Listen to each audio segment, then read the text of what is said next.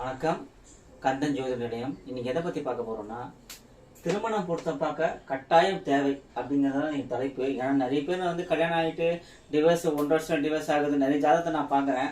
அதில் பார்த்தீங்கன்னாக்கா 10 பொருத்தம் பார்த்தேன், என் 4 பேர்கிட்ட பார்த்தேன், 5 பேர்கிட்ட பார்த்தேன், ஆனால் கல்யாணம் ஆகி இந்த மாதிரி ஆகிப்போச்சு அப்படின்றாங்க. இதனால் மொத்தவே ஜோதிடமே பொய்யானவர்கள் அப்படின்ற ஒரு நிலைமைக்கு நிறைய பேர் சொல்லக்கூடிய அவச்சொல்லுக்கு ஜோதிடர்கள் ஆகிறாங்க. சரி, என்னதான் இதில் பிரச்சனைன்னு பார்த்தாக்கா, ஜாதகம் பார்க்கும்போது பெண்ணோட ஜாதகம் ஆணோட ஜாதகம் இந்த 2 ஜாதகத்தில் இருக்கிற பலனை எடுத்ததுக்கு அப்புறமா தான் நட்சத்திரத்தை பொறுத்த பார்க்கணும். ஆனால் பெரும்பாலும் என்ன பண்ணுறாங்கன்னா, சில ஜோதிடர்கள், எல்லாரும் சொல்ல மாட்டேன், இந்த ஜாதகத்தை பெண்ணோட ராசி ஆணோட ராசி நட்சத்திரம் இதை வச்சு பஞ்சாங்கத்தை பார்த்து எத்தனை பொருத்தம் இருக்குது அப்படிங்கிறத இவங்க அந்த நட்சத்திரத்தை வச்சு ரஜி பொருத்தம், வசிய பொருத்தம், கண பொருத்தம் எல்லாம் போட்டிருக்கோம். அதை வச்சு அவங்க என்ன பண்ணுறாங்க, இத்தனை பொருத்தம் இருக்குது, தாராளமாக கல்யாணம் பண்ணலாம் அப்படின்னு அனுப்பிடுறாங்க. அது என்ன, அது மாதிரி பண்ணும்போது என்ன ஆகுது, பல பிரச்சனைகள் குடும்பத்தில் ஏற்பட்டு பிரிவு, நிறைய டைவர்ஸ் கேஸ், நிறைய பார்க்குறோம் நியூஸில், இந்த மாதிரி ஏற்படுது. அதனால் முதல்ல நம்ம ஜாதகத்தை திருமணம் பார்க்க முன்னாடி உங்கள் ஜாதகத்தை நீங்களே பேசிக்காக பார்க்கறது தான் நான் உங்களுக்கு சொல்லித்தரேன். என்னென்ன உங்கள் ஜாதகத்தை நீங்களே எடுத்து பாருங்கள். அப்போ தான் உங்களுக்கும் ஓரளவுக்கு உங்களோட நாலேஜ் இருக்கும். அதாவது உங்களோட ஜாதகத்தில் லக்கணம்ன்றது தான் நீங்கள். இந்த லக்கணம்ங்கிறது உங்கள் ஜாதகத்தில் எங்கே வேணா இருக்கும். லான் போட்டு தான் லக்கணம். இது எக்ஸாம்பிள் ஒரு ஜாதகம் தான். ஜாதகம்ல ஒரு இதுதான் லான் போட்டு, இது கும்ப லக்கணம். சரிங்களா, சனியோட வீடு.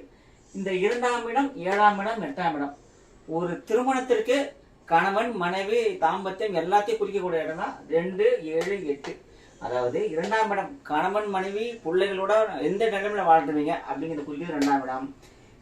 ஆனா இருந்தா கட்டிக்க போற பொண்ணோட தாடி, அந்த பொண்ணோட வாழ்க்கையை தெரிஞ்சு கொள்ள முடியுதுதான் 7ஆம் இடம். பெண்ணா இருந்தால் ஆண், ஆணா இருந்தால் பெண், அதை குறிக்கக்கூடிய இடம் தான் 7ஆம் இடம். 8ஆம் இடங்கிறது இந்த ஜாதகனுடைய ஆயுள். அது மட்டும் இல்ல, கல்யாணம் பண்ணி அந்த பொண்ணு கூட வாழக்கூடிய அந்த மற்ற எல்லா திருமணம் சம்பந்தப்பட்ட விஷயங்கள் அதெல்லாம் குறிக்கக்கூடிய இடம் தான் இந்த 8ஆம் இடம். அதுதான், அதாவது குழந்தை பாக்கி தரக்கூடியது 5ஆம் இடம். இது அப்புறம் பார்த்து மெயினானது 7ஆம் இடம், 8ஆம் இடம். அதாவது மாங்கல்ய ஸ்தானம், கடத்த ஸ்தானம், தாலி, அதை தாலி கட்டக்கூடிய அந்த மாங்கல்ய ஸ்தானத்தை குறிக்கிற இடம் 7ஆம் இடம். கல்யாணம் பண்ணதுக்கு அப்புறமா அந்த பொண்ணோடு ஆயுசு முறுக்கு நல்லா வாழணும் இல்லையா, அதை குறிக்கக்கூடிய இடம் தான் 8ஆம் இடம். குழந்தை குட்டியோடு நல்ல சுபிக்ஷமா வாழணுமா என்று குறிக்கணும் 2ஆம் இடம். இந்த 3 இடம் உங்க ஜாதகத்துல இந்த 2, 7, 8ல சுப கிரகம் நின்னா உங்களுக்கு நல்லதா இருக்கும். அதாவது 2ஆம் இடத்துல குருவோ சுக்கிரனோ புதனோ, எக்ஸாம்பிள் சொல்றேன், அந்த கிரகம் இருக்கணும் இல்ல. இந்த மாதிரி சுப கிரகம் அப்படின்னா புதன், சுக்கிரன், குரு, இது 3 தான் சுப கிரகம். இந்த மாதிரி இந்த 2 இடத்துல இருக்குது அப்படின்னா நல்லது. ஒரு எக்ஸாம்பிளுக்காக சொல்றேன். அதே நேரத்தில் எதுவுமே இல்லைங்க என் ஜாதகத்துல அப்படின்னா, இப்போ எக்ஸாம்பிள் இந்த இந்த கட்டத்துக்கு சொந்தக்காரனாக்கா சூரிய பகவான். அதாவது இது வந்து சிம்மராசி. இந்த சிம்மராசிக்கு யார் அதிபதி, இந்த வீடு இது, இந்த வீட்டுக்கு அதிபதி எங்க இருக்கிறான்னு பார்க்கணும். அவரு ஆட்சி உச்சம் பெற்று இருந்தாருன்னா நீங்க கட்டிக்க போற பொண்ணு, ஆண் ஜாதகமாக தான் கட்டிக்க போற பொண்ணு உங்களுக்கு நல்ல முறையில் நல்லவளாக இருப்பாள். அவளால் உங்களுக்கு வந்து பல வருவாயோ, அதாவது குருவோ அல்லது குரு இந்த இடத்துல இருந்தாலும் நம்ம எந்த இடத்துல அவருடைய கட்டத்துல இந்த குருவோட வீட்டுல அதையும் பார்க்கணும். சரிங்களா, இந்த வீட்டு கிரகம் ஆட்சியோ உச்சோ, இந்த இடத்துல சூரியன் இங்க இருக்காருனாக்கா அவர் ஆட்சி வீடு.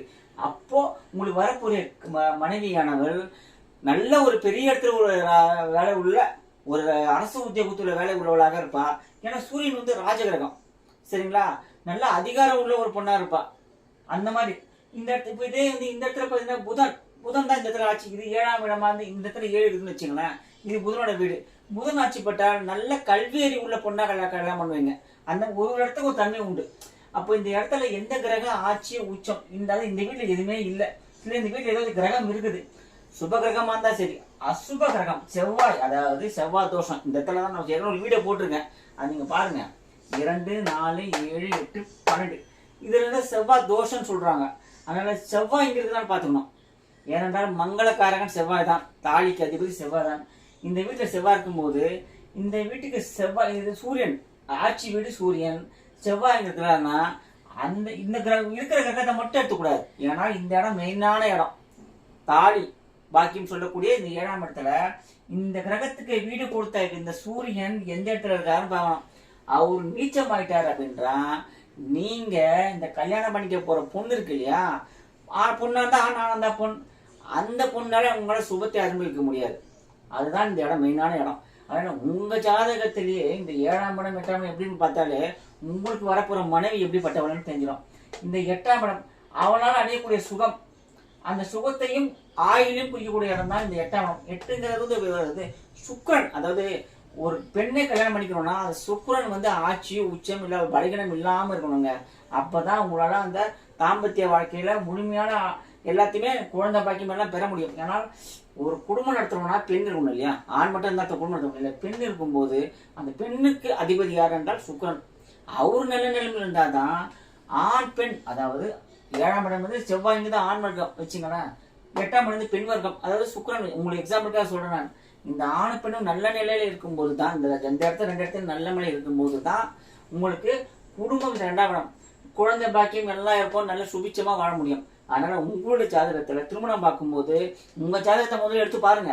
இந்த 7ஆம் இடத்துல 8ஆம் இடத்துல எந்த கிரகம் இருக்குது, இல்ல சார் எம்டியா தான் இருக்குது அப்படின்னா இந்த கிரகம் இந்த 8ஆம் இடத்துக்கு அதிபதி யாரு?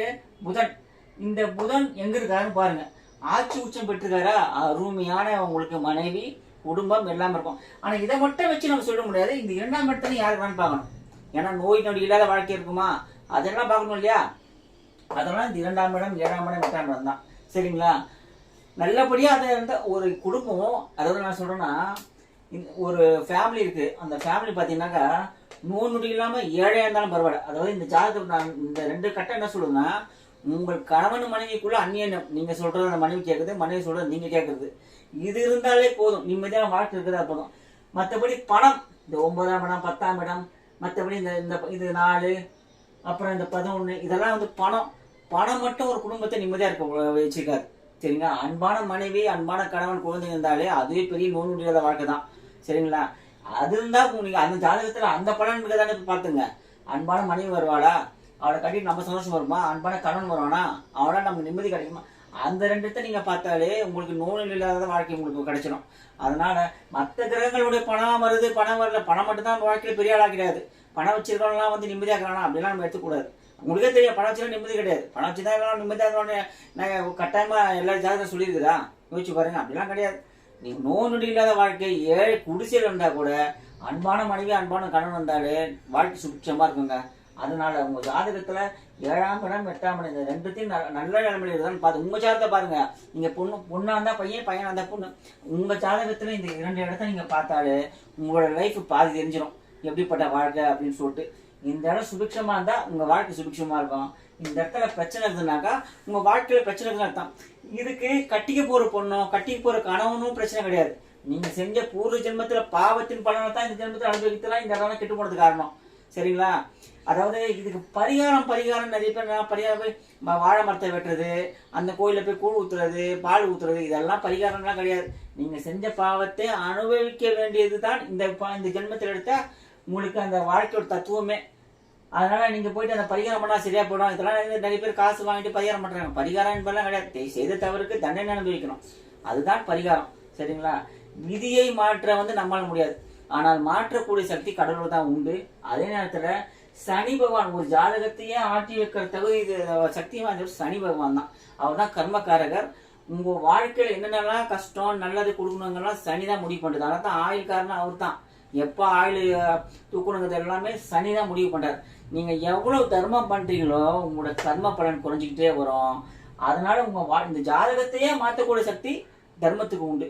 அதனால இந்த இடத்துல பிரச்சனை இருக்குதுனாக்கா நீங்க தர்மம் செஞ்சுதான் அந்த கர்ம பலனை குறைக்க முடியும். அதனால நீங்க உங்க ஜாதகத்துல நீங்களே பாருங்க உங்க 7ஆம் இடம் 8ஆம் இடம் எப்படி இருக்குதுன்னு சொல்லிட்டு.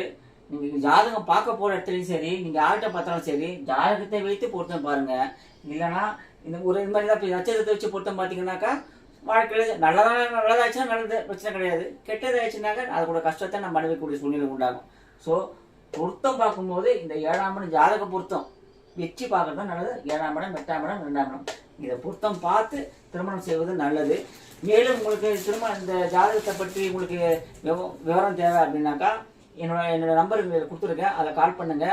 உங்களுக்கு இந்த சேனல் பிடிச்சிருந்தா சப்ஸ்கிரைப் பண்ணுங்க, லைக் பண்ணுங்க, ஷேர் பண்ணுங்க. நன்றி, வணக்கம்.